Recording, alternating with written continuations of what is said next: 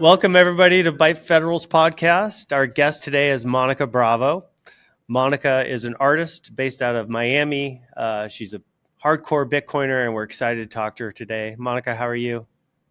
I'm doing great, Paul. Thank you for having me. I'm so excited about being here in your podcast. Oh, it's my pleasure. I always have a great time talking to you. I learn something, and you open up the box and let me think outside of it. So I'm excited to share that with our fans. Great. Awesome. So, Monika, I wanted to, because you have I think your background and your story of how you grew up and your all your life experiences have led you to Bitcoin and the work you're doing now.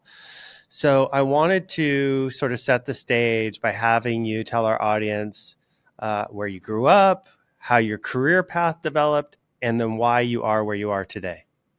Okay, great question. That's like 60 years of my life in like 1 minute, Byte. There you I go. can do this. So, I was born in the wonderful country called Colombia, South America. And I was born during the 60s, mid 60s. And I grew up in a place that it was a very loving family. Very, my mother and my grandmother were both like progressive, check that word, pedagogues. So and they had schools. I lost my father when I was very young, 8 years old. So that led me to go and try to look for answers within his books. I always been a very avid reader. I consider myself a polymath because I just devour information and then I kind of want to process it. And then because my aim is to become wise one day. Let's hope, right? Mm-hmm. So I went to my father's bookshelf and I found many philosophical books, many Marxist books, he was a champion of chess, so he was a person that really understood logic very much. But my mom, on the other hand, she was this like she has big nature, very avant-garde, very out there. She taught me to always look for my own happiness. She encouraged me to work from very early on.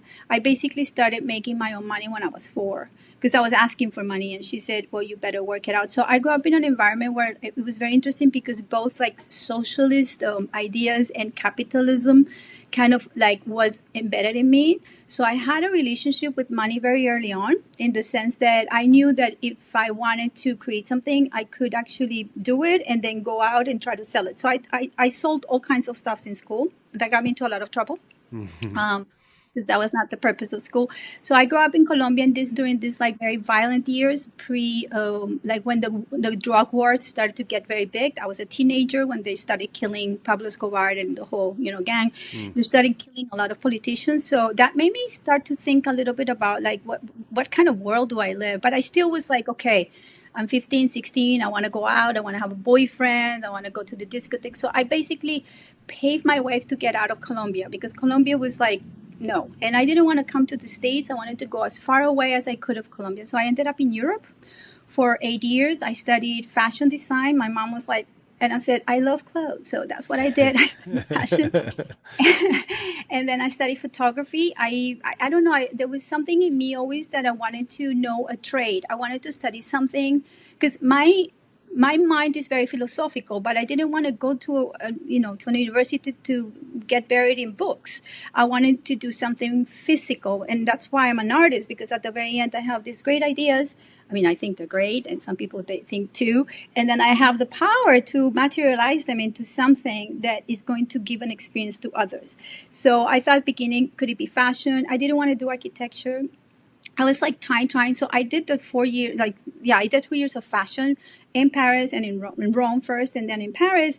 But then at the end of it, I was like, this is not me. So I was like during my 20s, I was trying to find out who Monika was. And Monika was very confused. So I was like one of those Roomba things that crashes against the wall.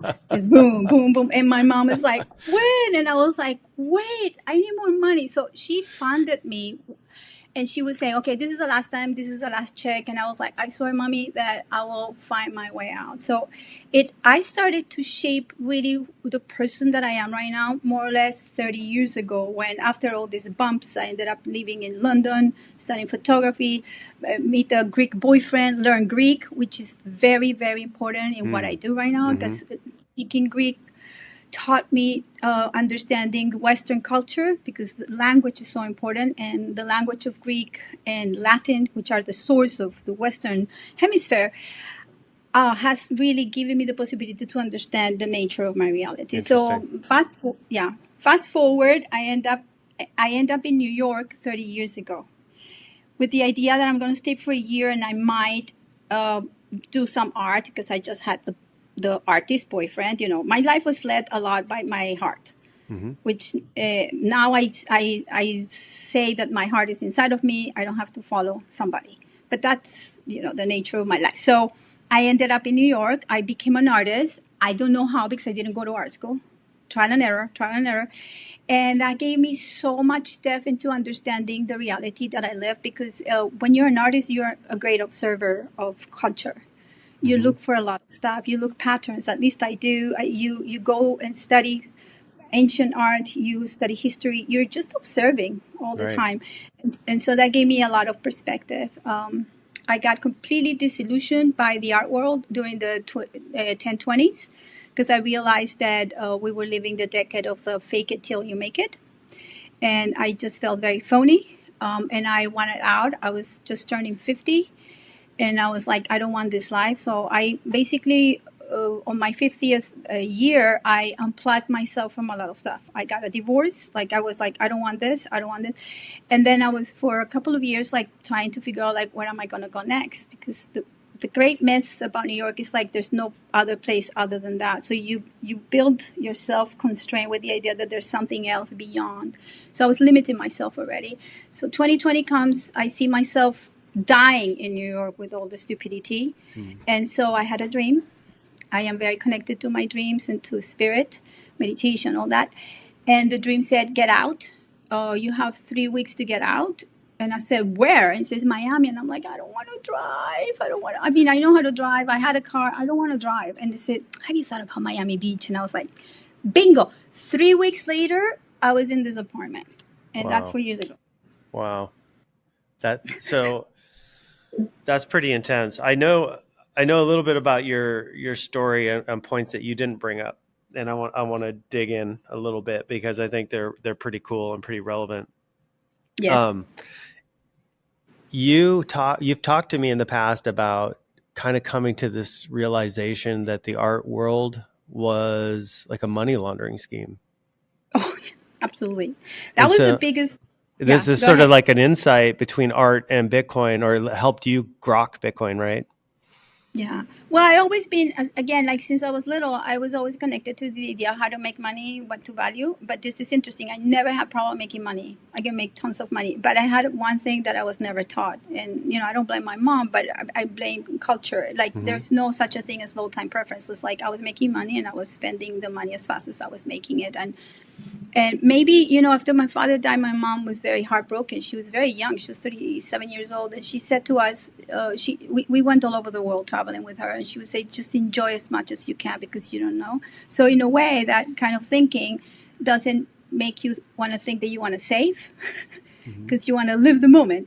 But then with time, I realized, like living in New York, when you have to find a dealer or somebody who's an intermediary, a middleman to promote your work, I started asking too many questions, like, why are you getting so much money? Like, why aren't you producing my work? Like, so when are you going to pay me? Why can't you pay me now? Were you paid already? Why are you giving a discount? So I was always asking the wrong questions for them. And many of them ended up telling me throughout time, 30 years there, that I was better off by myself. Because I was doing this. Not only that, but I was running workshops with fellow artists, telling them, "Have you signed a consignment agreement? Have you looked? Have you gotten disagreement into a lawyer? Are you protecting your work? Like, are you being taken advantage?" And so, I had a group of friends that they were always coming saying, "Oh, can I have the contract?" I was like, "Take it, but make sure that you stand up for what is yours." So I always had this very natural way of like speaking up, having courage, and that. But that didn't work very well for me in terms of like getting a lot of deals done with people who are Hmm. eating you up, and they're also kind of like shaping your way into a bigger money launder scheme. because I do believe that, part of the way these people who are, the deep state, however you want to call them, they want part of their portfolio is including art, because art has been used, unfortunately, through time for propaganda along the history. So I'm not against art because I'm an artist, but I do think that if the artist is not very well connected to what's going on outside, his or her work is going to be misused for the purposes of propagating, stuff that is Mm-hmm. not convenient for ourselves. So Right. yeah. Well, there's I just learned about this recently that there was an entire CIA operation that was funding the modern art movement in the United States.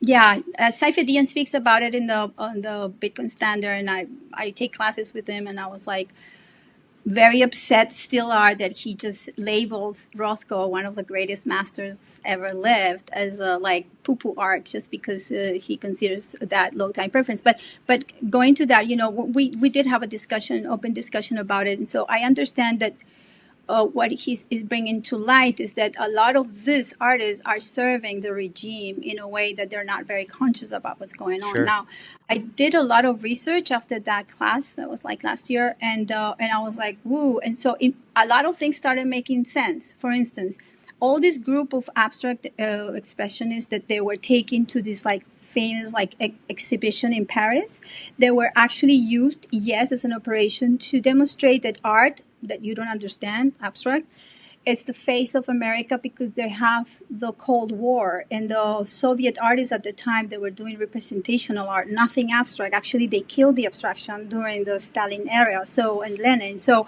it was more like for the people. You will see like the fist, you will see the Mm-hmm. people, you will see the hands. That was what art in the Soviet Union had become. And in America, I was like, no, we're different.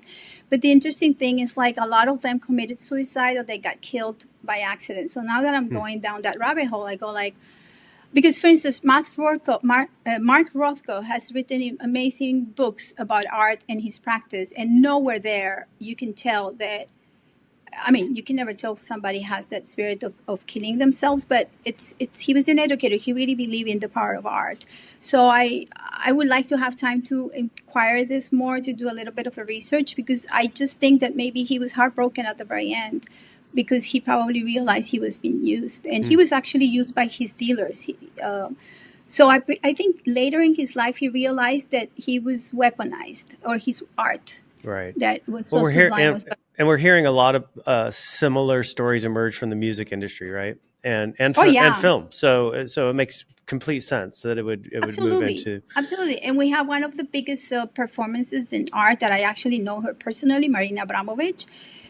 Uh, I mean, she's right now everywhere in Twitter. Like, she's like the queen of Satan or whatever. And she has this I know her, and I know her since a long time ago. So for me, it's a little bit difficult to kind of say this person that I know. She's very spiritual, but who knows, now she's best friends with Lady Gaga. So I don't know. Hmm. So it's interesting because we, each individual, and this is very important, it's important that we understand that what we're reading and listening to, a lot of it is propaganda. So we also have to look at this with a Right. lot of attention, because not everything that we see at this moment in time is true. Right. Absolutely. Another thing that I thought was unbelievable was the film you just posted just the other day, yesterday, which was your Yeah, film from your studio in the World Trade Center.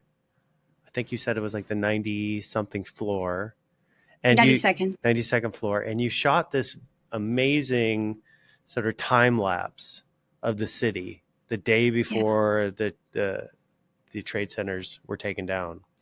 yeah. And can you maybe explain what you were doing there, the circumstances, and what it must have felt like to sort of just have that all gone the next day?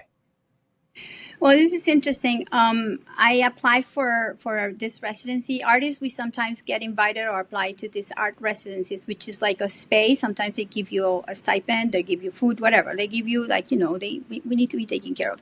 So the city had 30 years prior to that, they had there was a group of people called the Lower Manhattan Cultural Council, that they had put themselves together, and they were going to real estaters and asking them for empty space that they could donate for some crazy artist to come and use, I don't know, the wind, whatever, use whatever. So it became a thing. It became funded and everything. So I did. I always was fascinated by the towers because I was living in Brooklyn and I've been filming them since I moved to New York, and it's just this incredible couple of buildings. Not necessarily the most beautiful architecture wise, but there was something about the power of these twins, right?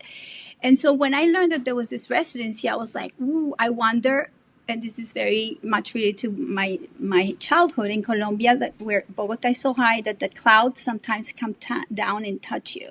And I just wanted to see how would it feel to be up there and sometimes have the clouds kind of like cover you and you're on top of the world. And I actually had seen a picture, I know probably you've seen it or people have seen it. It's a very famous picture. Somebody took a picture from when some clouds are underneath and only what comes out is the towers. So it's very incredible image.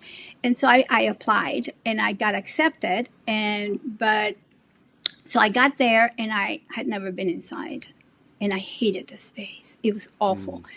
Every window was the length of between two shoulders. So I think it was like 18 inches. When you are very close, you get vertigo because you see down. So it's like, like that. And then when you go further, it's like a jail because the light that comes is very little. So I was like, oh my God, okay. But then I feel guilty. It's like I already applied for this. So I did something crazy. I cover all my space black. I don't want to see anything. I just want, and I want to be projecting some stuff. I was working on a piece called A Maze that is, it became our interactive installation, had nothing to do with the towers and everything. So the film that I was doing, I was recording the whole summer. I wanted to have a thunderstorm, but the whole summer was sunny because I wanted clouds. And so it was damn. So I had text everybody. I don't think we had a lot of cell phones, but I had told everybody we were 15 artists. If you see one cloud, just ring and I'll jump on my bike if I'm not in the studio and I'll come on film. So that day I was there, I had a couple of cameras set up and like in time lapse and everything. And somebody said to me around 2:55, September 10th, Monika, the clouds are here. And this is the first part that you see of the film coming before it touches. So I filmed during the day. You see that I'm like changing the camera. Like the footage that I recorded, it's there. And I only saved that one because that camera, that tape, I saved that night. So I stayed, I filmed. I was doing something else, something for the piece. And then around 9 or 10 p.m., I realized I didn't have any more cigarettes. I used to be a heavy smoker. I never ate anything. I just like had cigarettes and coffee. That was my life. So I called my ex-husband and I said, and he used to be very kind. I said, Juan, can you come and bring me some cigarettes? He goes like, are you crazy? There's this thunderstorm. There was a thunderstorm. I'm like, oh, I don't have any more cigarettes. And he goes, you come home now. And I said, I'm going to wait for the thunderstorm. So I waited because I was on my bike. I got back home and I took the video and I said, you cannot imagine how beautiful this thunderstorm was. Now, what I learned years later, this was a hurricane. I forgot the name of it, Erin or something, the hurricane. But I mean, what did I know? So I saved the tape, and the interesting thing about the saving of the tape is that the cigarettes or not having cigarettes is what saved me from staying that night. My father died because he didn't have a pack of cigarettes. Really? So there's like a lot of he just went out to buy cigarettes and That's right. I remember that story. I remember you telling me that story. Yeah. And so what happens afterwards is like I realized that I was very close to an event. It just like overtook me the next morning. My phone ringing. A friend of mine, she knows I'm she says, I used to live in Brooklyn Heights, so and I could see the from my terrace. And so she said, are you sleeping? Yeah, no, why? What's going on? She goes, open your windows. And I saw the second plane coming in. And I turned around to Juan and I said, we're under terrorist attack. Because I grew up in Colombia and there are like a lot of bombs. So he said, no, are you crazy? And I said, call your mom, I'll call mine, start calling everybody. The phones are going to go crazy. This is an attack. I'm very good to be around when there's emergency. I am sharp. I'm like, I don't scream, I don't yell. I go like, okay, do you have water? Like, I know exactly what is needed. So I did call everybody. I don't know how that happened. I called everybody on a list, and I called the director of the program that she was not in the building, and I said, can we meet somewhere in 2 days? Because I know we need assistance. We need to take care of each other Mm-hmm. because we just lost everything. I mean, I had counted the thing, and I knew that the first plane had gone into our place. I knew that my stuff was gone. Yeah. So I organized something 2 days later. But anyway, looking, and one thing we're going to talk about here is astrology. When I look at my chart of that day, the line of destiny, my line of destiny, and the line of destiny of that day were exactly the same degree. And that shook me. That's when I started really looking at charts and understanding there's a meaning about energy here. And, but yeah. That's a great lead into what we want to talk to you about today, which is you've done a lot of work, I guess, kind of combining your Greek language with mythology, a very strong understanding of mythology, along with astrology and numerology, and applying that to the philosophical values that are emerging with Bitcoin.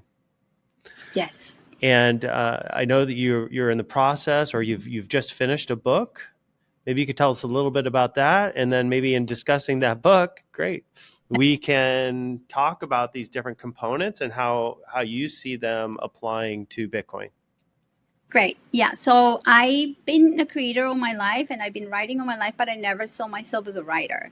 So the last 10 years have been like a process that I've had through, I call it individuation. That means that I want to liberate myself from any, ideology or idea that it was given to me without questioning. And I thought, this is really what led me to Bitcoin, because more or less when you start like dealing with your own trauma, you start dealing with like things that they don't make sense anymore. I think Bitcoin kind of like meets you halfway through it. It just says, hello. So you're also looking for financial freedom, or you're looking for like political freedom, or whatever, whatever is representing in your life that you need. So I decided to write this book a couple of years ago. I started writing more often, and I used to record myself every day. I'm very self-reflective, and so I met somebody who's an editor, and she said to me one day when she was looking at the stuff, she said, "This is great material for a book." And I said, "I wouldn't know even where to start." She says, "Well, I can support you." And I said, "You know what? I hire you. You are the editor. You do the book." So she basically took a lot of my writings and she put them together in a way that is non-linear. So we've been working together, and I'm almost there. I mean, it's going to start shipping like at the end of the month. And I named the book "The Nature of My Reality. Everything I Need is in My Body." So if you go to the Greek language, the origin of the word physics, it's nature. So when you talk about nature, you're always talking about the material. You're talking about what the world is made of. And the interesting thing about the Greeks is like they also created philosophy, which is like the like affinity that you have towards wisdom, right? But both Pythagoras and Plato and Socrates, all of these people said, before you come and start speculating about what reality is, you have to know what reality really is. Before you go to the metaphysics, you have to understand what the physics are. And so the nature of physics means that you go to the fundamentals, which are numbers, arithmetic. That is really the closest thing to God, because you cannot change numbers. Numbers are like the core, right? Then you have geometry, which is the study of those numbers in space. Then you have something called harmonics, which is the study of the numbers in time. How this energy is going to be fluctuating and kind of going around.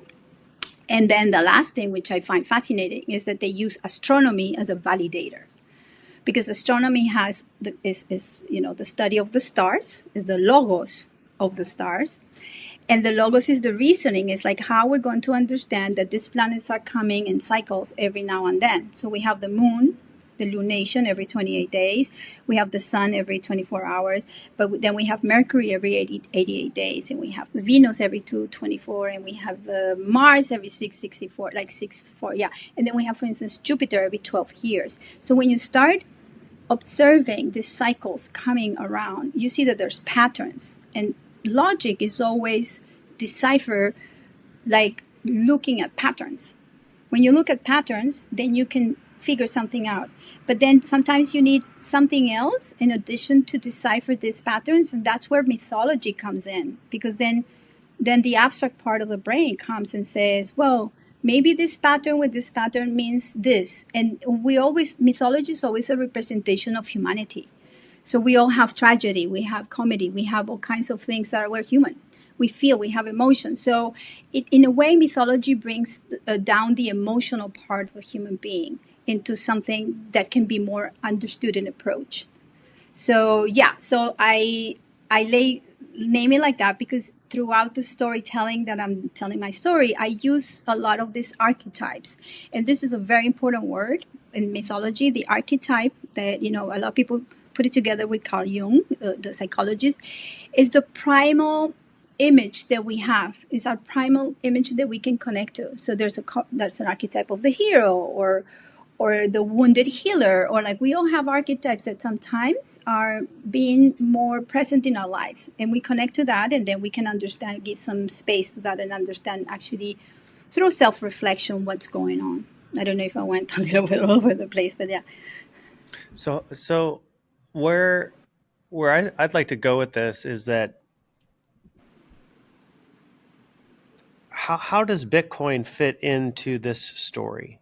At least, Yeah. from or how are you connecting these different dots and these different disciplines into Bitcoin? Okay. So, for instance, first thing that I did when I was interested in Bitcoin is do the Bitcoin chart. Okay. When did it emerge? I mean, we all know that Satoshi, whoever they were, he basically was responding to yet another bailout. Because if we understand the history of the Federal Reserve, it's like a constant bailouts after bailouts. This is the way it works. Federal Reserve, with the credit that is given, it's just only about sustaining itself through that. And so when he responds like very specifically with the Genesis, how do you call it, the day, the January 3rd, 2009, that moment in time is a very important moment astrologically because we are entering in an era where the planet Pluto is entering into Capricorn. And Pluto is here to transform Capricorn, everything that is corrupt, that institution. So when I saw the chart, I was like, oh my God. And there's a lot of also Aquarian energy in Bitcoin, meaning Aquarius represents this idea of liberation from trauma, liberation from the corruption. So when I saw it, I was like, okay, I need to dive in more. What does it mean? And I wonder if Bitcoiners are aligned to this energy, because that's why we connect to Bitcoin. So I've been doing a lot of readings, including yours, where I can actually, and I will make a study of it or a book, or I don't know what I'm going to do with it, but where I can actually prove that the energy that Bitcoin has is an energy that is so connected to the idea of liberation from corruption. And you can say, well, Satoshi knew about numbers. Oh, yes, he did. I mean, when you study like what is called the occult, which is, I mean, it's not occult, it's just like not, it's ignorant to many people because people are not looking for that. But if you really look, you will find. So this is not like secret stuff. This is there if you want to find it. You will see that numbers are very important because they represent energy.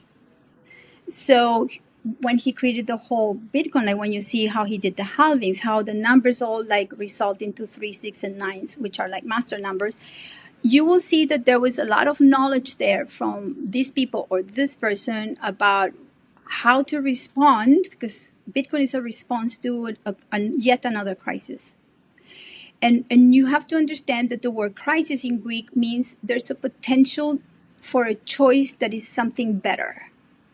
Because when you have a crisis, you're torn between two things. So he basically, or Bitcoin was given to us with a very Promethean spirit. And again, that's very mythological. I do feel that the spirit of Prometheus has a very beautiful story. He was not a god, but he was a titan. So he was living on planet Earth, and he dared to steal the fire from the gods to the humans. and he got punished. So he was attached to a rock, and he had an eagle come every day and eat his liver regenerates. So, but it was a painful thing. So at the very end, what it is representing is that potential that we have individually as human beings to actually see the light of where we have to go next. So I feel like Satoshi did see his light, and he gives Bitcoin as an opportunity and a potential. I am a little bit against this thing that Bitcoin fixes everything. I think that it gives you the potential of like being there waiting for something. Mm-hmm. I feel that Bitcoin meets you where you're at, but you need human action. You need to make decisions to move further. You cannot just sit down and wait for Bitcoin to do you the job. So I think that this is what kind of like I'm weaving together, that Mm-hmm. we need courage, we need to speak up, we need to stand up, we need to reconnect to what is the energy that we need to integrate in our lives, because what you need to integrate is different than what I have to integrate. And I think that Sure. that's what makes the world so special, is that we're all very unique, and we're here to be authentic. We're here to be our own inner and outer authority. But we've been duped to think that doctors are taking care of us, government and everything. And this is like the most debilitating and weak kind of wave of thinking, because if you go back to the beginning of the Federal Reserve and everything that happened with the Rockefeller and the pharma and everything that is going on, that is really has the humankind disempowered, you have to understand that you have to get out of that. So for Yeah. me, Bitcoin is a state of consciousness, but it will meet you where you are at, and not everybody's in the same level. And it's not a hierarchy. It's more like maybe some people only need to be programmers. Maybe other people need to. Maybe other people like me, I can see like the whole thing connected. So the whole idea is Yeah. that you connect to that energy.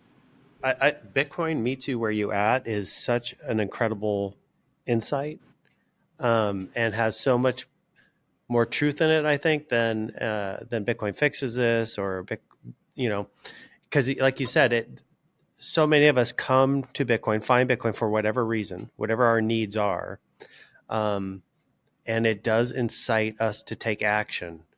And I want to come back to that because I think there's a Yeah. long conversation to be had there. But before we do, um, I have had a little. I've had business dealings with some people from India in the past that Yes. specifically would align certain transactions on specific dates and times, Yes. because of their connection and belief in astrology and numerology.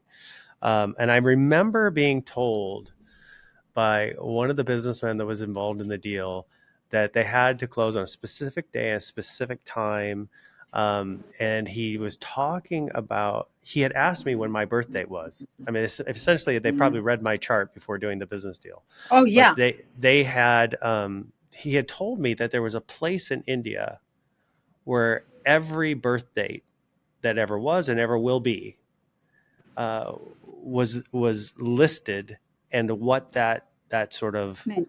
personality type, lifespan, Yes. whatever, like that whole profile was there. Um, are you familiar with this story or? Yeah, it is. It has a lot to do with like, okay, so the stars are made out of energy, and we are made out of energy. So this is like, and the energy that we have in this universe is electromagnetic.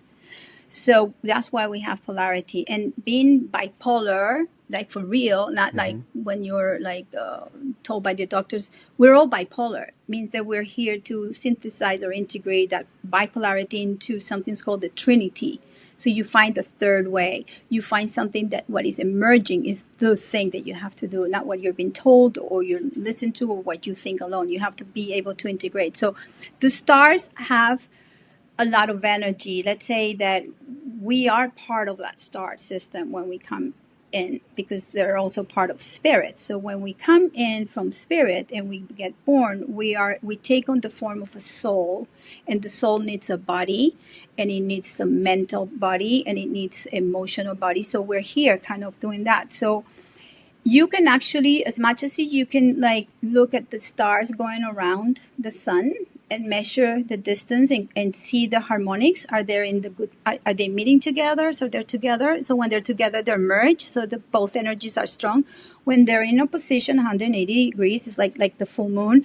They're actually, you can see yourself through the other. Mm-hmm. When they're in like a 90 degrees, they're in tension. Anything that is 90 degrees is a tension. This is a point of break. This is like when you're looking at the Bitcoin chart and you have this like change, like from resistance to support. That's a 90 degree there. So when you start understanding that the energy has different wavelengths and different relationship between one another, because at the end harmonics is all about relationships, then you understand that in that connection through the cosmos, we're all connected. So for instance, I also, when I hire people, I look at their chart. I say immediately, how do you feel about this and that? And then I will know, for instance, I look for certain patterns that I don't want to have with my chart. Like I look, for instance, for two planets. I look where their Mars or Neptune are in relationship to mine, because I want to make sure that I am not going to initiate something with this person that is very deceiving from my side or from their side. It's not that this person is good or bad. I just want to know how the energies are going to go. I also choose dates where my energy is kind of flowing, Mm-hmm. and so on and so forth. So yes, I do trust that. Obviously, back in the day, you will have to go to the special guy who will read it, the astrologer, and still you can do it right now. My encouragements, like people get to know those archetypes, because then you can actually, it's like an alphabet. You learn the language and then you learn how to read your own wavelength. So yes, I'm very familiar with So that. so it's not that. I'm kind of understanding this is that the planetary alignments are changing the harmonics, Yes, and so that's changing all the time. all the time. And so a birth date or a inception date would be like an imprint or a personality Yes. type or Yes, uh, this is the potential that you have as an individual, that you chose as a soul to work on certain issues in your life. Like, if you believe in reincarnation, you believe in evolution. mhm. So you have that. This is your flow plan. And you go, oh my God, I was born in Colombia. What? I have, my father's going to die. Like, I have absence of my father around 8. Okay, I can deal with that. And then I have this like spirit that is always very curious, that wants to go far away. I have my moon in the ninth house in Scorpio, and I'm just going to leave my hometown, and I'm going to look for truth somewhere else. But I'm going to do it passionately, because that's my Scorpio moon. Like, oh, I'm going to do that. Right. So you start reading these things, and you start reading. Not only that is what I have in plan, but then we do something called the progress chart, that we count every day that passes after your birth. We count as a year. So you can actually see where the sun, your light, is. Like, I'm 60, so I go 60 degrees of where I was born, that it was 6 degrees of Taurus. Right now, my sun is in Cancer. So I have started 6 years ago opening my heart to the emotional body. So you start reading like, oh, this is where I'm going. And it's not about saying what's going to happen to you. This is the potential. Like Uh-huh. Bitcoin is the Gotcha. potential. Like Prometheus is the potential. What do you do with the fire? Up to you. You can go and burn down the opposition, or you can light your soup and get a warm cup of soup, or you can actually initiate something with that fire. Because one of the most beautiful things about emotions is like we really channel them. They can be so creative. I'm an artist. I know that. I learned to not control, but I understand my passion, so I could channel it. I think I just, are you there, Monica? Yes, I'm here. Okay, I'm great, here. great, great. I lost your audio there for just a second. Okay, so let's jump into numerology, because you had Yeah. mentioned that in reading the Bitcoin chart or looking at the numbers associated with the halvings, um, and maybe block times. I'm not sure where all these numbers are coming from, but you see the repetition of 369 all the time. How is that working, and how has that been sort of predetermined or pre-programmed into the protocol? But the thing is, this is like when Bitcoin. I'm trying to look for the chart. Like when Bitcoin was created, I mean, I don't know exactly what was behind it, like mathematically, but you can prove right now by looking at it that there was something, that it was intentionally done in a way that numerology took a lot of importance. So it was not casual. So 4 years is not casual. The halving, the numbers are not casual. If you look at numerology, they actually kind of like start making sense. And I can't do a whole numerology thing here right now, but if you want to dive into it, you will find that there's a lot of I don't say connections between every decision that it was made for the core of what Bitcoin was, the core of it. Like how, okay, so how, why 21 million? Like 21 is a very important number. It adds to three. He could, I read somewhere he could have said 29, but he just like, so for instance, in my case, how I apply that is like, I always buy, I DCA every day. And I also buy obviously when there's a dip. So every single time that I make a transaction, I do it with numerology, including the transaction fee. It takes me a little bit, but then I do it. And so what I'm doing is I am aligning my wavelength, because I have a wavelength, to the wavelength of Bitcoin. I'm aligning myself. It's like when you pray and you are going to church and you feel the connection to God with like singing the gospel, like whatever. It's the same thing. So here, let's say that Satoshi gave us this possibility and this potential to be free financially. So I'm going to align with what he created. And part of his creation, it has to do with numerology. So I will, for instance, invite people to read a little bit about numerology and why it's important, because whatever I'm going to say here is going to mean so many different things to people, and people are going to be connected to it. So it's a potential, it's a language, it's like astrology, it's like an archetype. So you connect. So for me, I connected in the way that I decide. Like, I'm not so interested in like, oh, he's a genius. Like, I'm not interested in that one. I'm interested like, what can this do for me? So that's when I started applying it in a practical way. Okay, let's try to buy this like this. Let's try to do this like that, or let's try to use the astrology when I make decisions. So that's how I apply this, because it could be very beautiful in a bookshelf, like numerology. Oh yeah, I have that book. And what are you going to do with the book? So I am very interested in the practical part of myths, in the practical part of numerology, in the practical part of harmonics. It's like, what are you doing with it? Because there are tools. They're tools. Right. So your reading of Bitcoin leads you to this, or would lead people to see that Bitcoin has the potential for liberation, the potential for change, disruption, all these things that we see inherently in Bitcoin, but it aligns with the reading of the chart. But let's now jump into, I guess, the practical implications of that we hear people describing as Bitcoin changes you, or you don't change Bitcoin, Bitcoin changes you. Yeah.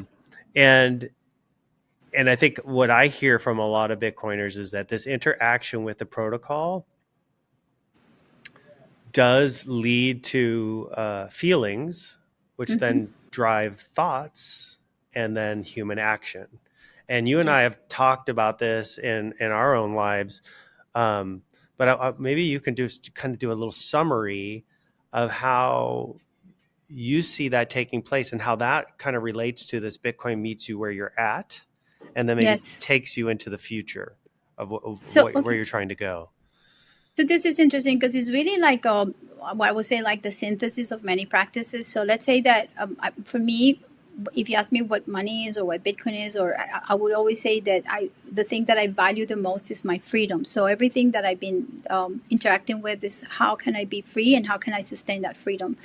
So understanding freedom means that I have to go through a lot of stuff. I can be free financially, but be not free emotionally or physically, because I could be in jail, for instance, and I cannot move.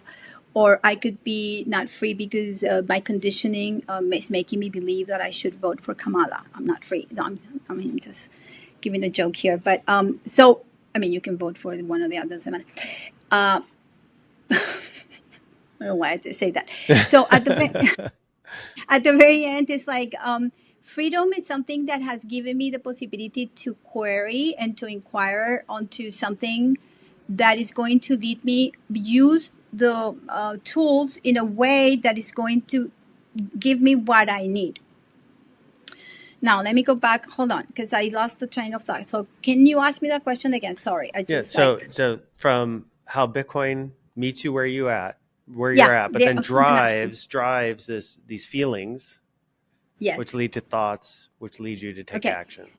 Okay. So there's a beautiful saying in the Hindu practice that is like every thought can become an action, and every action becomes a habit, and every habit becomes part of your character, and then that's your destiny. So it is very important to understand that the individual part of choice making, of your free will, it's at stake. That's why I love so much human action, praxeology, and I'm completely taken by Austrian economics. I'm studying further and further because I think that, for instance, the foundations of human action, when you pair them with Bitcoin, I feel that Bitcoiners could actually expand their scope even bigger, because human action gives you the possibility to understand that it doesn't depend on somebody else. It's not Satoshi who's going to save us. It's not Michael Saylor. It's not none of anybody who's on a podcast is going to save you. If you don't take the action, you're still going to be a serf. You're still going to be enslaved by a system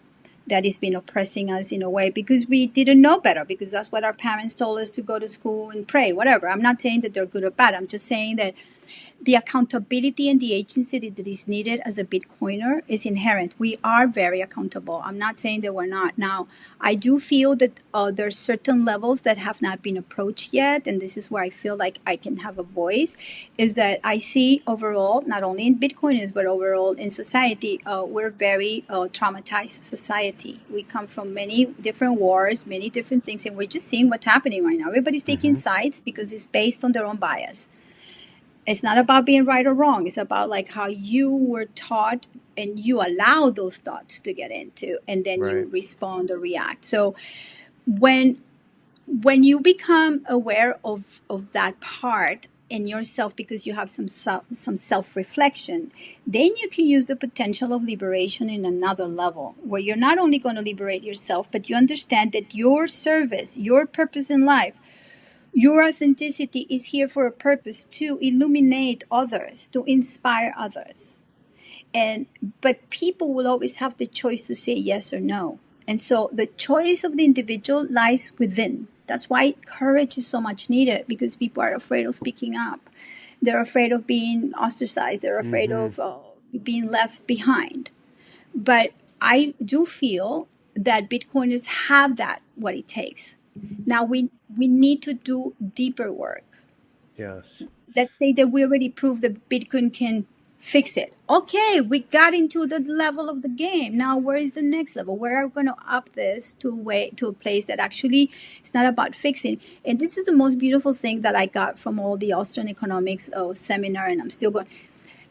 For me, it's such a beautiful manual of how to really collaborate voluntarily in a civilization, when you understand that if you have the freedom and you can actually engage in open market societies, and you respect each other's property rights, like you're not going to interfere what I put in my body, you're not going to tell me how to do with my body, you're not going to like come to my land and take over my things, and we actually collaborate because we want to grow together. This is how Bitcoin fixes it. But we Mm-hmm. have to understand the principles. And that's why I love that word. The principles is the beginning. Now everybody has a different height of integrity. I can't tell you what your integrity is. If you don't know it, I can't help you. You know what I mean? It's Mm-hmm. like this is Mm-hmm. something that again goes back to you, because you have to do the work of understanding where is your bending point. We all have a price. And yeah. So when I think of feelings leading to thoughts, leading to taking action, leading to these sort of real world results, to me, that represents this spiritual idea of manifestation. Absolutely. And so Bitcoin for me, because I'd always heard about that. I've always thought, yeah, this is interesting. Never really been successful at it, at least as far as I could tell rationally that I was successful at it, um, until I started to interact with Bitcoin, because Bitcoin created this knowing instead of believing, this knowing Yes. that wealth is coming, that abundance is coming. So this knowing that led to completely different actions that I would have taken if I just had hoped it was coming.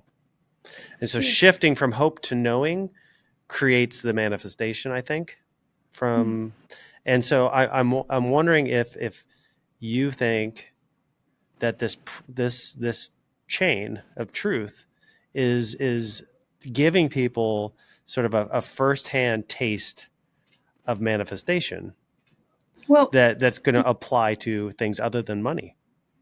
absolutely. And this is beautiful because you're like tuning into the energy of, I mean, the word manifest, we're all manifestors in a way because we're living. I mean, just being alive in this world is a manifestation of truth. It's your soul, you're manifesting light. What you're doing with that, that's something else. That's something I think. So the idea of manifestation is the idea of creation, and we're all creative. And I get this a lot. Like when I show my work, they go, "Oh, I wish I could be as creative as you." And I'm like, you are a creator. Now, maybe you're not artistic. That's different. But everything that you create in your thoughts and that is emanating from a feeling, and this is very important because our emotions are the GPS of how we perceive reality. And if we are told to control those emotions, one day they will come out as a cancer, as a stroke, or somebody shooting somebody because they're not being like integrated. So emotions actually drive, it's part of our drive. So getting to understand those, how they operate in each other, it's vital. That's why I think for Bitcoiners, I would really love if they dive into trauma work, which is like there's some therapies called somatic. You actually start feeling those emotions in the body, and then you start getting insights. Start getting like this, aha, oh, like that. Because I cannot try to emulate what you do, and I don't want anybody Mm. to emulate what I do. But you will start having a space where you are manifesting exactly something that is you're attracting because you're dealing with that energy, you're attracting more stuff. So yes, if you think, for instance, and this is something that I was thinking a lot before, the first time I read that Bitcoin was valuable because it was scarce, I was like, because coming from a Judeo-Christian tradition, scarcity is always linked to poverty, right? It's like, Mm-hmm. oh, there's no money, there's no that. So people always feel miserable. I don't blame them when they don't have enough, but they're focused energy wise in the lacking. So they don't feel that they deserve, they done the wrong things, they didn't go to the right school, they didn't know the right people, they didn't marry well, blah, blah, blah, blah, Mm-hmm. blah. So then you're always there disempowered because you don't feel that that power is inside of you. Now, when I started understanding what is the concept that the value is subjective, boom, you go back to the self. You go back to the individual, go like, oh, so what is it that I value? I really recommend people to sit down a couple of times, turn everything off, and list what are the things most valuable in your life. What are your needs and what are your values? And they're also different for people, even in a family. Everybody has different choices. So when you know what your values are and your needs are, you have leverage. So then when you invite other peoples or situations, you know how to negotiate. But if you don't know what your value is, you will always give up because you're afraid of not feeling secure. And this is a lot of trauma work that I learned from somebody really wise called Gabor Mate, because I've done a lot of that work. And so I recommend that in order to manifest things, you have to know your inner, like what is it that you feel that is lacking. It's not true, but you grew up with that idea there's something missing. Mm-hmm. So for instance, a lot of people, because it's true, like throughout history, they feel that they made it when they made a lot of money. Let's say before it was like, I'm a millionaire, I made a million. Right now a million is a joke, but especially with this debased dollars. So but it is proven that a lot of people who try to prove that money was filling everything, at the very end they had some lacks. So I think that Bitcoin, because it has this state of mind and consciousness that works at all the levels, you start studying the history of everything, you see, oh, maybe the food that I eat is not proper. Maybe all this money that I'm spending on health insurance is not really protecting me. Maybe the way I spend my money in mortgages Hmm. instead of like, whatever. Like it's just life choices. So what happens is like this human action allows you to start reevaluating that list of needs and understanding that maybe you're spending too much here. So for me, the whole big thing that really got me into Bitcoin was low time preference. Hmm. I was like, holy moly, I've been doing everything wrong. Because Interesting. my mom said, let's enjoy. That's it. That's really interesting. So, I for me, when I think of why Bitcoin was so powerful for me, when once I finally understood it, is that I was looking at a world full of the corruption and deception. You know, in traditional finance, in food, in pharma, Yes, um, in governance, and I just saw stacks upon stacks upon stacks of uh, moats that would need to be broken and dismantled in order to change anything. And it yeah, was very depressing. And then once you discover Bitcoin, you immediately notice it or recognize it as a tool to completely disrupt that entire system and return us to a truth in yes, in human interaction. And that was to me the insight. I think visually, and to me it was literally like walking into the room and flipping the table and beautiful. completely Let it go. disrupting the place setting as the way it is. And this is a very beautiful Aquarian Promethean energy. And the most important thing about this energy is that you cannot do it collectively. And this is where the mirage is right now in society that we all have to hold hands. No, because the courage has to be individual. So I've been using the word individuation, which is a word that Carl Jung brought, and he was a very Aquarian figure. He says, when you find your own hero's journey, when you dive into that journey that is going to be confronting pain, confronting things you don't like, maybe a divorce, maybe a bankruptcy, I don't know, like the loss of a child or a loved one, or being disillusioned by society. Like when you actually get to that point of crisis, this is a moment that you have a why, where you not why, but like a why, where you there's a fork in the road, and then you stand there and you really get in touch with what you need and what you value, and then you start actually trusting that, and that will lead you to liberation. So having something so like tangible is funny because Bitcoin is not tangible in the same sense as a coin, right? But the tangibility of Bitcoin is closer to the idea of God, for instance. Hmm. We say, oh, God is up there or is inside of me, whatever. But Bitcoin is like this. That's why I call it state of consciousness. This awareness that I have, that it will be used as a tool for me to keep on liberating myself, because he has given me the opportunity to dive in into questions that I have about society, about government, about a health system, like everything. Good thing is that I've been proving with that a lot of the choices that I made without knowing what it was, they were correct. I've been a carnivore my life. I don't drink alcohol. Like, I'm not against any of that things, but I don't have any carbs. I don't have health insurance. Never did, never will. Did not vax myself, never will, over my dead body. So I already, like, I'm naturally a Bitcoiner. I'm naturally a Bitcoiner.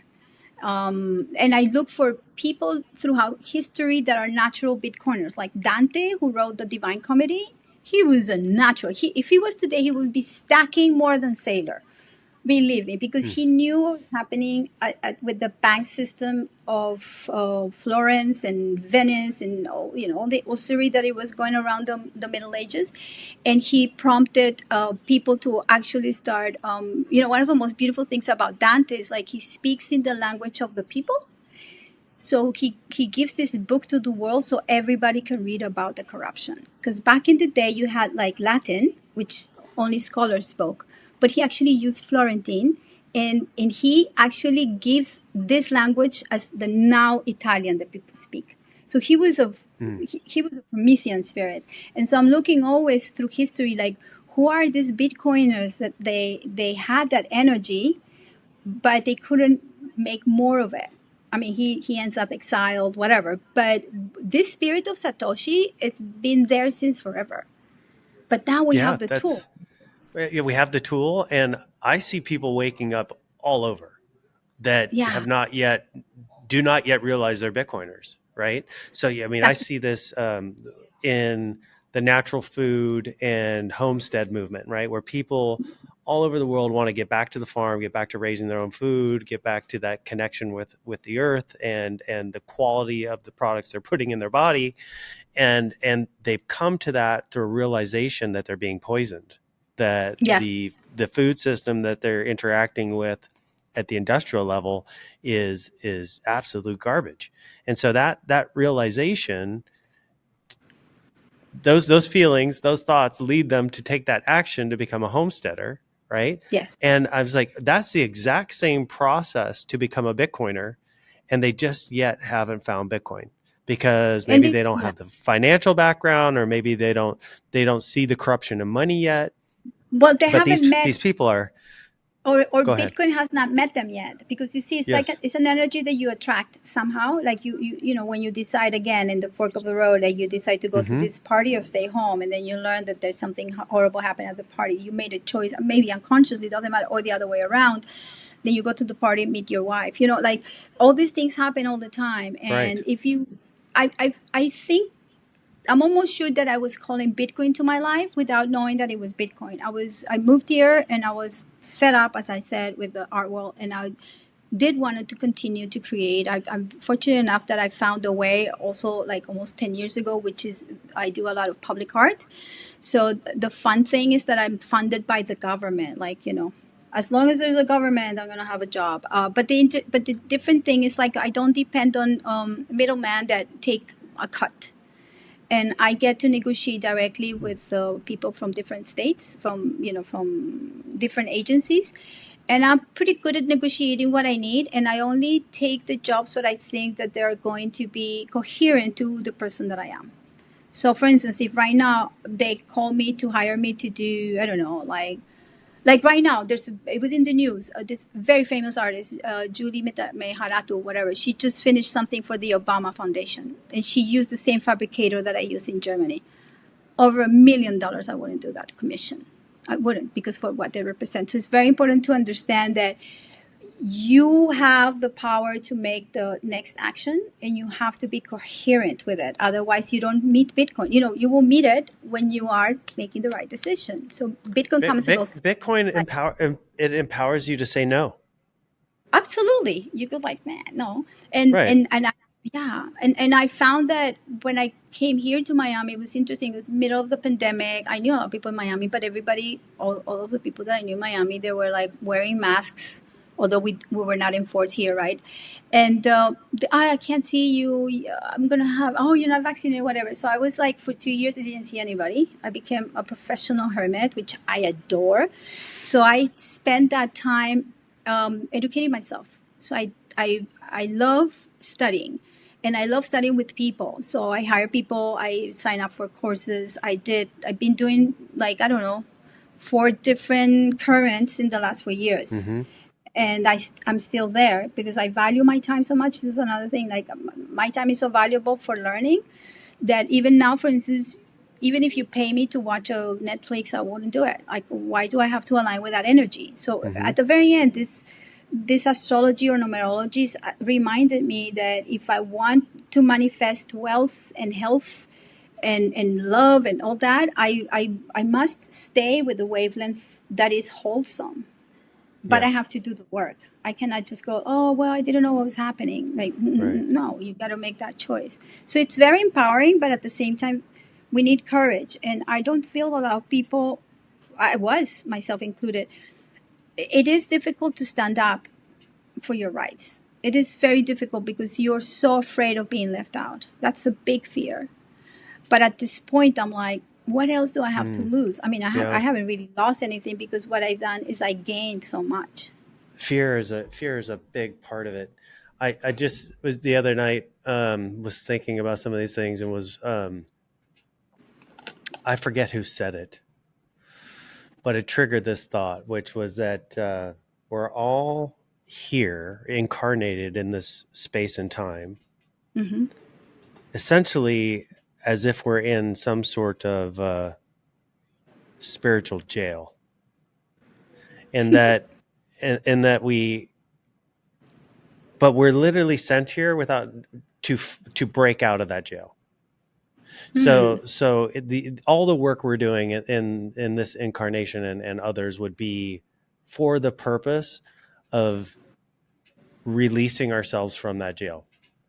Oh, And so beautiful. So if we're choosing to be here, we're literally choosing to fight for the freedom of humanity. We're literally choosing to be a force that is willing to fight. yeah, But many people that have incarnated here don't realize that. no, And they're afraid to take the action. They're afraid to speak the truth to power. They're afraid because of the implications. One of the things that I think the Eastern religions got that the West didn't is this idea that this lifetime is not the only lifetime, which is a absolutely. certain level of empowerment that would allow you to take action.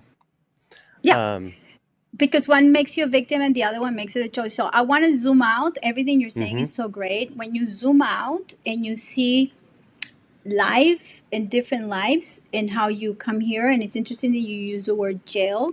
I don't know if you're implying that the physical body is a vessel that is constrained. This is a I was thinking reality. just more in terms of the spiritual battle here on this planet is a way to But what just I'm suppress. Yeah, but right now We're, we're going through that part of it. That's why I want to mm-hmm, zoom out because mm-hmm, we're in a very big cycle, and people, mm-hmm, Bitcoiners are aware of the fourth turning, yep. and the fourth turning is a wonderful book, and the second part is very wonderful book. I read it through the time cycles. So the fourth turning is talking about every 20 years. Yes, there's every 20 years there's two planets that actually define social constructs that are Jupiter that expands and is knowledge, and Saturn that constrains but also supports institutions. Hmm. So they both represent like the way that we have in humanity to look for ideals that then they're going to be institutionalized. And we create religion, we create philosophy, we create academia, we create progress, let's say. Nothing wrong with that. Now, every 20 years, that's why we have generations like the 20s, the 40s, the 80s, blah, blah, blah, blah. They basically meet. The last time they met was the 0 degrees Aquarius in the 21st of December 2020. So right now we're at that 90 degrees. It started a couple of weeks ago between them. So right now we start seeing a little bit of like, okay, we got to get a little, there's a crisis of action. We need to make an action to go to the next level of the video game. And that action cannot be given to us. You have to take the step to go forward because you want to expand the possibilities that we have right now to be in a more Aquarian age, which is like the age of Aquarius that we've been listening to movies, and it's like the hippies. No, the age of Aquarius means that there's some technology, Bitcoin, and there's some approach to non-linear time, the way we have that, where every individual has to really take that torch of light and be courageous to become free. But what we're really becoming free is not of constraint. We're becoming free in the senses that we never understood that we're already free. We're born free. Right. But we are taught that we're not because we have to abide by the rules. And I'm not saying don't do the rules. I think that people like discipline is very important. I'm a very disciplined person, but until I didn't find what my rules were or my support system or my inner authority was, I Mm-hmm. couldn't even follow. So in a way, I see that Bitcoiners are very great disruptors. So we come with a whole history, and probably if I see all the charts, everybody has a trauma from another life that we remember. It's in our DNA, and we spoke about this a little bit when I did Mm-hmm. your chart, and I have that from like memories from before. I was like, my memories from before is like in past lives I was a very fierce warrior, like really fierce. Like I have dreams where I'm like killing everybody, not enjoying it, but it was part of a thing. So there's something about very soft of what I chose to be a warrior. So I said, I cannot go out and show up with courage until I don't know who I am completely. And if I come with hatred and rage or I come with love. And that's why right now I'm coming forth and say, I'm here with light and love and tools, Mm-hmm. a set of tools. You don't have to do what I do, but if you take your time to know who you are and what is this rage and what is this like understanding that is in your DNA that has made you a Bitcoiner, because I think that we are more, I don't want to use the word advanced, but we are a couple of steps ahead than the norms. That's why the normies are the Mm-hmm. normies and the Bitcoiners have a little bit of more of vision, because we were able to tap into the energy of Satoshi, so we can bring it. Now there's work to be done there. And so Yeah. as a whole, if you see the cycles, we're ending a huge cycle right now. Until November, like Pluto came 2008, 2009 came, and that's when Bitcoin came, but there. It's going to leave the 19th of November. We're Hmm. seeing it. Just look at the news. And the next 2 to 3 years are going to be extremely, extremely rocky. And so my thing is this: is like, imagine that you're on the ark, or you have a boat, right? And you want to go to the other side of the shore, and you already have what you need, but you decide to bring along your best friend that is a drunk, and that person is going to rock the boat, because that person has not done the work Right. and is not willing to. So I am here to boot out everybody who is not. And it's not a question of deserve. It's That's like, so crazy. it's like it's like you got to go to the other side of the shore. And I think that we are a little bit like, are you aware of the origin of the word avant-garde? No. So avant-garde in French means, you're in front of the lines. So in the way wars were fought before, you Yes. actually kind of send a telegram, or like, do somebody says, we meet 2 p.m. Mm-hmm. there, this hill and that hill. And the first two lines were the most heroic people. They knew they were going to die. They were there putting a shield in their heart and going with the courage. This is the avant-garde. I feel that Bitcoiners, we are the avant-garde of society now. Are we willing to really stand for that fight, or are we just going to stack sats and not give a shit about society? So there Right. is a compromise that Mm-hmm. is more related to the group, but not, let's hold hands and I'll do the work. No, if somebody in your boat is rocking the boat, you put this person out, because you actually do a favor for this person. Mm-hmm. Mm-hmm. You can't bring along what it hasn't worked. So it's almost heartless. Oh, it's interesting. It's tough love. Oh yeah, and I'm known for that. Good for I'm known you. for that. I'm known for that. Like, if people want to be in my circle, they got to do the work. I'm not going to do any of the work. I don't. I do mentorships. I This do is study. this is very much of Bitcoin culture. I think what you're describing. I mean, we see it all the time with. I mean, this just intolerance for corruption, intolerance for scams, intolerance for BS, and literally there are no sacred cows. Like Mm, if you say something that the Bitcoin culture is not aligned with, they're going to let you know, and you better be willing to stand behind it, right? Or if you yeah. believe that you're right. So there's nothing but tough love in Bitcoin, which Yeah. I'm a big fan of. It's the only way I've ever gotten better in my life is people calling me out of my bullshit. Um, And you so can I have think it's a strikes. good thing. I strike people. Strike one, and I say, Yeah, right. Exactly. Strike two. one. Lately, I went Yeah. like two, but this is two, but actually going to do like the third, because you don't deserve a third one. Yeah, Blocked. right. I'm not gonna like I'm not gonna put my energy, because at the very end you go back to energy. How are you gonna put that thought, that emotion, Right. and this energy can be so creative or so destructive. Yes. You Yeah, I can don't have I guess I'm a little bit lucky in that I don't really care too much what people think. I don't read comments on anything I good. post. I could care less what people think. And that's if I it's been like the thing that really pisses people off about me, but it's also been the thing that's like makes my life easier to live, because Yeah, I will just try and dump the truth on you, and I'll keep dumping the truth on you over and over and over and over and over again, at least what I perceive to be the truth. And if you don't get it, I just feel like, oh well, someday you'll probably wake up and go, oh shit, he was right the entire time. And if it never happens, that's good. you're on a different path, Yeah, and you go do your thing. At least we know that we're not aligned, and we don't I, have to pretend. we don't have to participate in the bullshit anymore. I was trained by a Taoist master for 12 years. Hmm. So let's say that I went there to learn Kung Fu and Tai Chi. And basically, I ended up learning that. But what I really learned throughout the practice was to really understand my mind. And it was really good because I came from this reactive society. Colombia, we are a bunch of bullies. We're bullies Oh, because interesting. of the violence. Yeah. So Yeah. he used to train me in a very funny way. Like we were doing Tai Chi. He would come around, Chinese guy, really perceptive. He would come around and he would provoke me. He would say, blah, blah, blah, blah. And at the beginning, I was like, fuck you. Like, I was really, like, I'm always being feisty. So after a while, I realized, like, oh, he's provoking me, and so I'm going to take time to respond. But I always respond in a way. So in the last years, what has happened to me, if I have a personal attack, somebody coming and saying something, I have become such so good. I'm proud of that. Is because I have, like, the best teaching I had from him is like, if you ever feel that you're attacked, and it's an attack, a real attack to my character, a real, like, it's mean, because if it's a stupid comment, you don't engage. The best thing is to disengage. But if it's something really ill will, and it's like especially to hurt you, the best way that I learned with him, or through his wisdom and transmission, was it, did you have to behead the opponent without them knowing.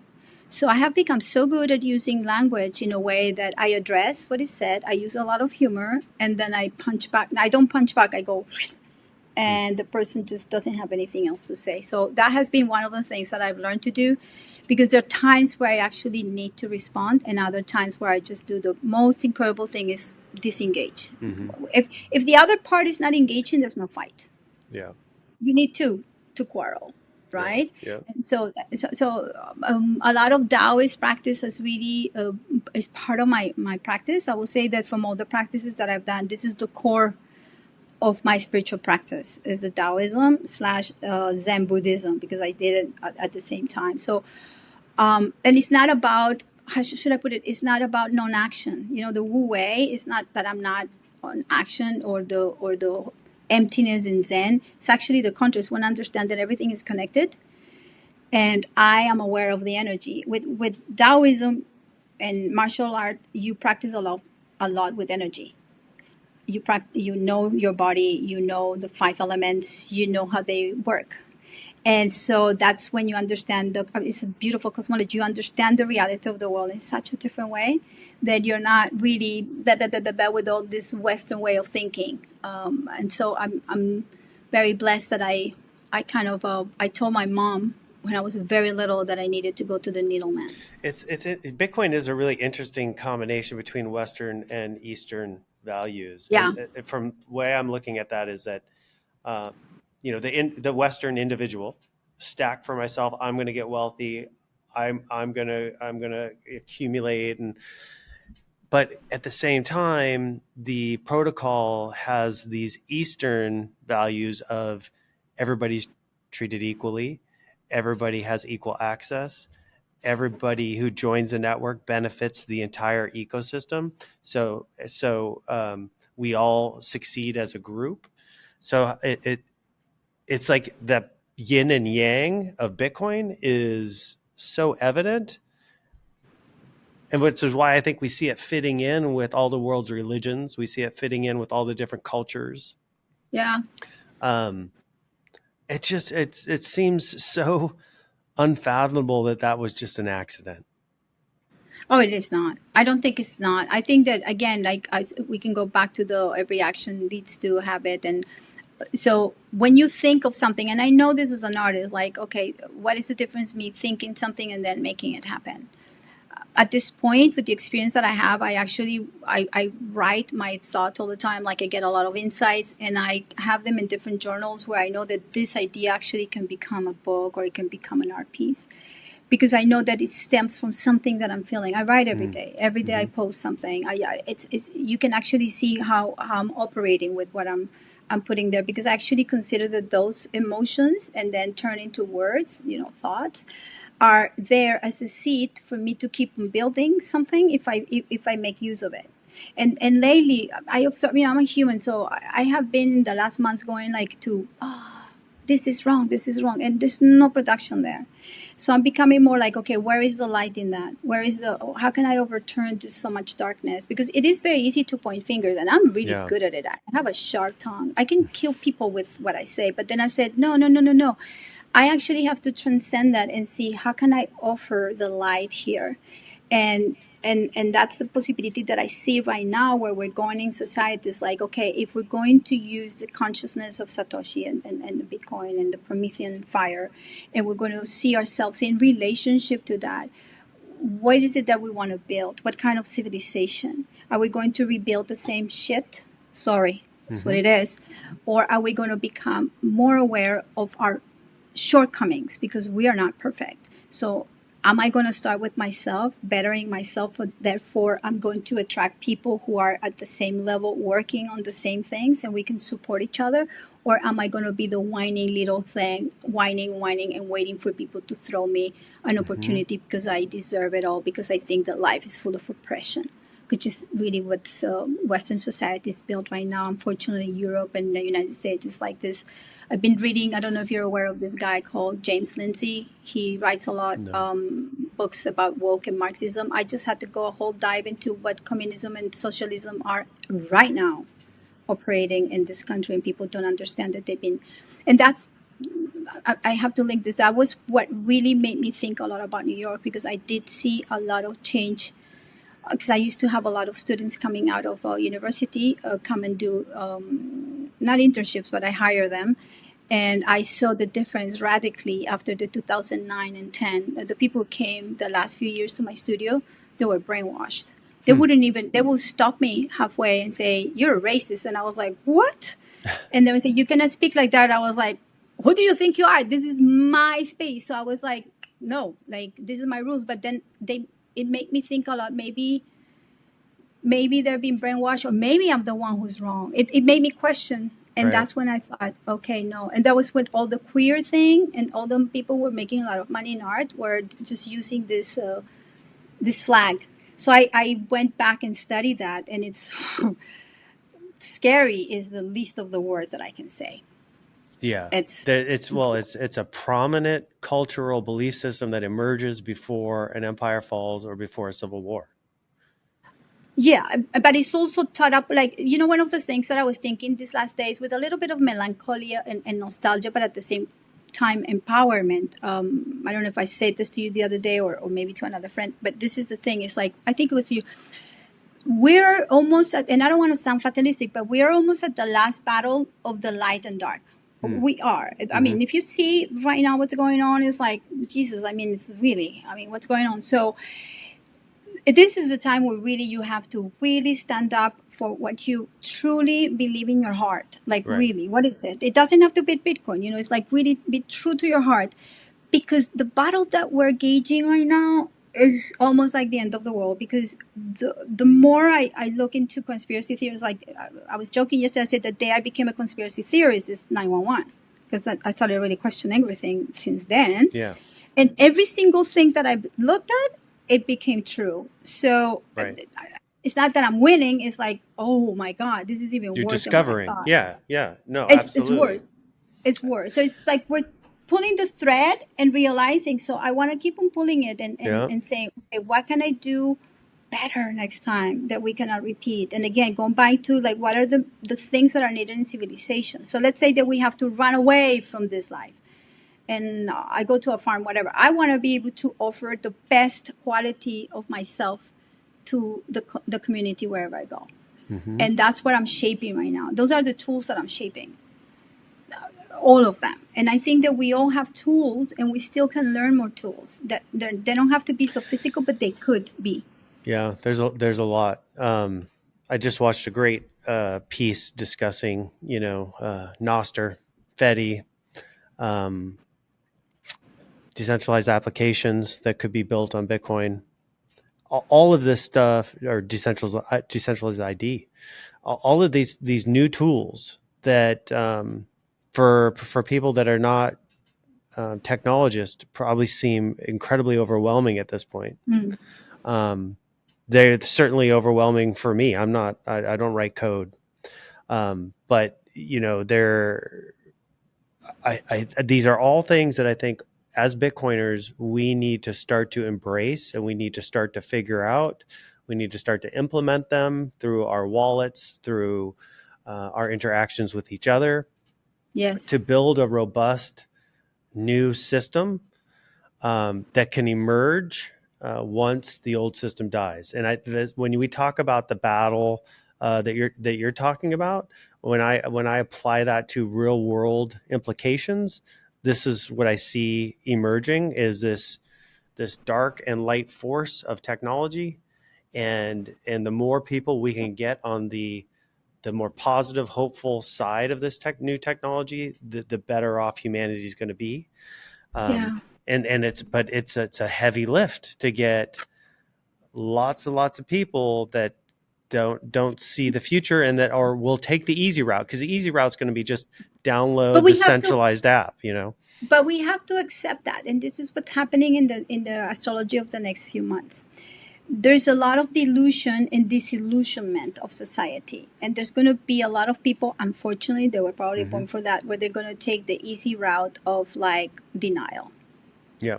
because that's a choice and we cannot save them. This is not the second coming of Christ. I mean, actually, the second coming of Christ, according to me and Carl Jung, is individuation. You become based. That's the second Mm-hmm. coming.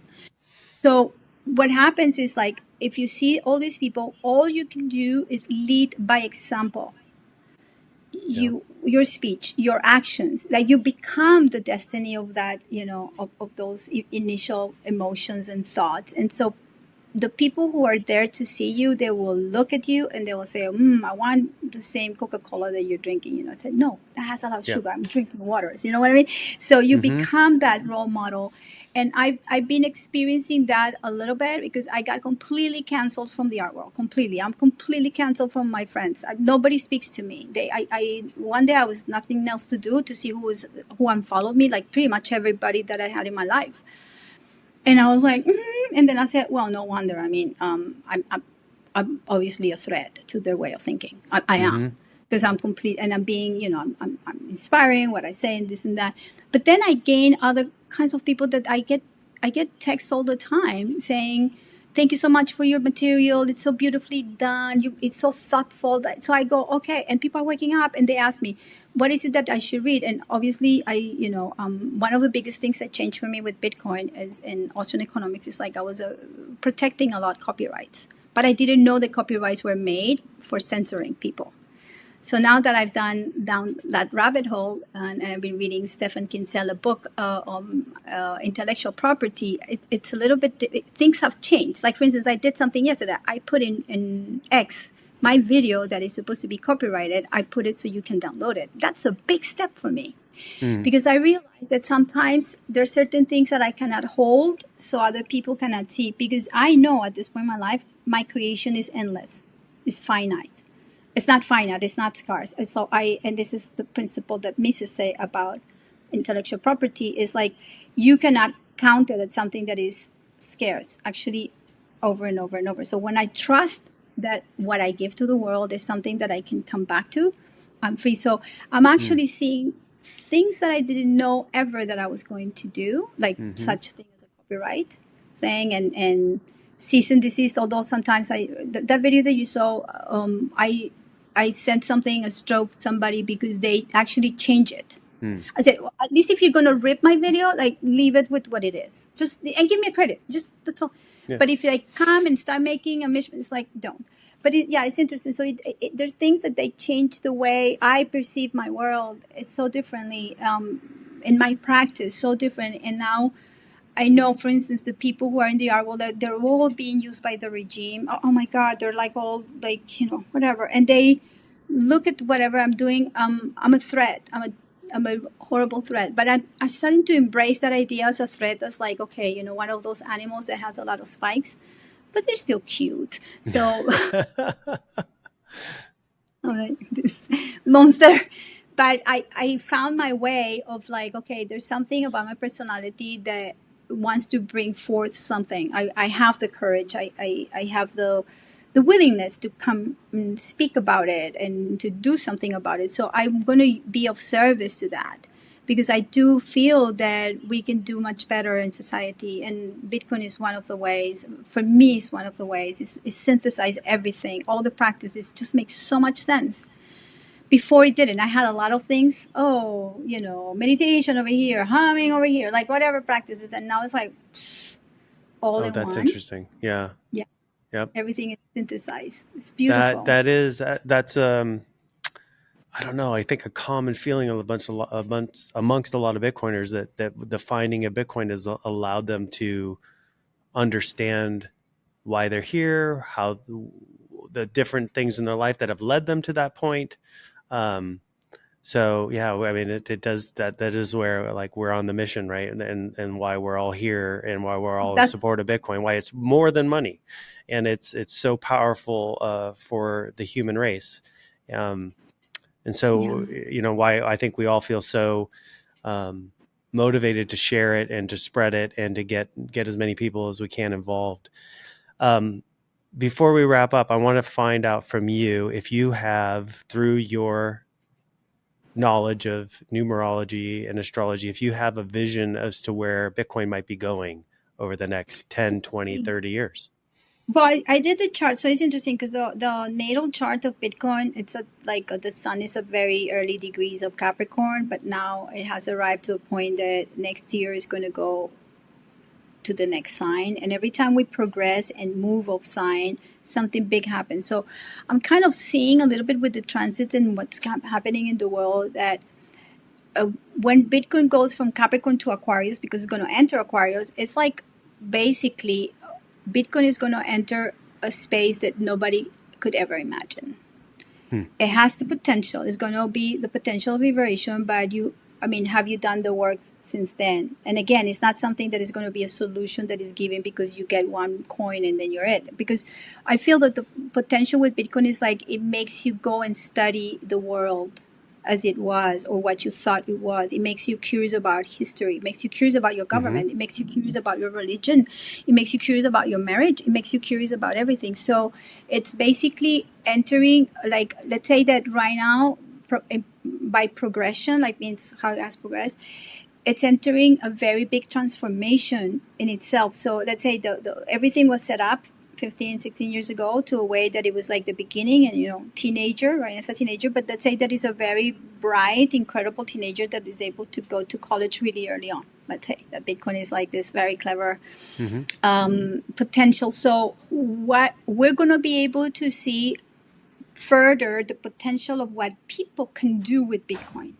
So I'm very happy about it because I go, oh, okay, so we have the tool now. The question is to every Bitcoin is like, what are you going to do with it other than stack, which keep on stacking. This is really Yeah. incredible. But as you were saying, like with all the Noster and decentralization, it's like, I think we already got into the second or third level of the game where we got to do more about it than just talk about it. And I don't mean that we shouldn't talk about it, of course, but not like we've done the ABCs and there's another level. There are always going to be people take care of the kindergarten, always fine with that. But the question is like, what are you going to do personally with the network, with the tool, and how much have you been transformed by it that you can actually use this transformation of your spirit into something that you give back to the collective? But not because you want to save anybody, but because this is the natural way to serve in society. So when I look at the chart like a month ago, I was like, oh, it's so beautiful. I hadn't really looked at it that way, and so I feel. But again, times that are coming are going to be a little bit. It's going to be windy in the storm. Mm-hmm. It's going to be so you gotta. And there's something that you were saying before. Trust is something that you get when you embody your own wisdom. Until you don't embody what it feels, you don't know. You can read all the books, but Right. until you don't have an experience that, oh, that happened to me, and it's like, oh, I know how that feels. That's the embodiment of knowledge, and that becomes wisdom. So the invitation of Bitcoin as a Promethean thing is like, how much are you willing to embody that truth? Because that truth is what's going to bring Bitcoin to the next level. And by the way, you are Bitcoin. It's Mm-hmm. not outside of you. So treat it as part of your self. Right. And so that I think it's super powerful. Now I cannot tell you think what's going to be. It's going to be, and this is very powerful, this is very important, it's going to be whatever we all want to manifest, because we're part of the whole thing. So if you want to manifest a beautiful world with beautiful people doing beautiful stuff, having fun, this is not about, sacrifice. We have to change the word sacrifice to offering. When you do low time preferences, you're not sacrificing, you're offering some goodies for the future. You're offering that, I want to buy another pair of shoes, to like, oh, I want to have that security for years from now. Yeah. $400 for years. What is that? Like, wow, thank God I didn't buy that extra pair of shoes. Because you actually start having a relationship to what you really need and what you value. So when you do that homework, anything is possible. But we have to be very honest and courageous. Yeah, that's beautiful. That's a great place to end. Monica, tell everybody where they can find out more about you, connect with you on X or in your other your newsletter, etc. Yeah, so I'm on X, like Bravo Monica. That's me with a K. On Instagram, I'm Monica. I mean, I can give you the things, and then my space of creativity is called Studio of Endless Ideas, because I basically, in that page you will see all my public art. You will see the videos that I make when I interview people. You will read about my Substack. So I'm very prolific creatively. I don't even know when I do that. I just do it. And so, yeah, you can find like all the ecology of my practice are there. And I'm very active in all of them. And my book is coming out like in 2 weeks. We can give a link if people want to buy it. Digital is going to come soon. Audio, I will try to make that too. I'll just say that it's a very beautiful book. It's very artistic. It's almost like if you get one piece of art. Nice, Monica. Thank you very much. For everybody who loved listening to this, you stuck with us for an hour and 40 minutes. Please like and subscribe for more content like this. Monica, you're a wonderful human being. We thank you for sharing so much time with us today. And Thank we you. look forward to maybe doing this in person in the near future. Yes, I would love to. Thank you so much, Paul. Thanks, Thank you. Monica. Beautiful.